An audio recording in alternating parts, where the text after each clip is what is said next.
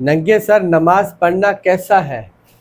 دیکھیں نوشاد بھائی، آپ صلی اللہ علیہ وآلہ وسلم جب بھی نماز پڑھا کرتے تھے تو امامہ شریف یا ٹوپی مبارک ہوا کرتی تھی۔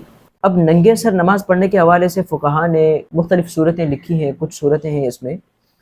اگر کوئی شخص ننگے سر دیکھیں نماز اس لیے پڑھتا ہے کہ اس کو ننگے سر نماز پڑھنے میں بہت زیادہ خشوع اور خضوع مل رہا ہے، تو پھر مستحب ہے کہ وہ اسی طرح سے نماز پڑھے۔ لیکن اگر کوئی شخص ٹوپی سستی کی وجہ سے نہیں پہنتا تو یہ مکروہ ہے۔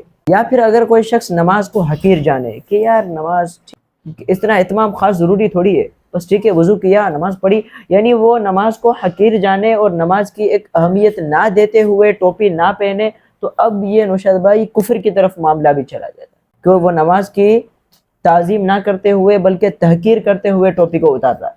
تو آج کل ویسے میں نے بھی غور کیا ہے کہ ہمارے ہاں ٹوپیاں رکھی بھی ہوتی ہیں، اور ٹوپیاں اس قابل ہوتی ہیں کہ انہیں نماز میں باوقار طریقے سے پہنا جا سکے۔ تو سب سے افضل صورت یہی ہے کہ امامہ ہو یا پھر ٹوپی ہو تو وہ پہن کر ہی اللہ تعالیٰ کی بارگاہ میں باوقار طریقے سے عبادت کی جائے، نمازیں ادا کی جائیں۔ لہٰذا اگر کوئی شخص سستی کی وجہ سے یا پھر آج جو ٹرینڈ چل چکا ہے کہ بھائی ننگے سر نماز ہی پڑھنی ہے اور یہ ایک فیشن کی طرح سے بنتا ہوا جا رہا ہے، یہ معاملہ گناہ کی طرف چلا جائے گا۔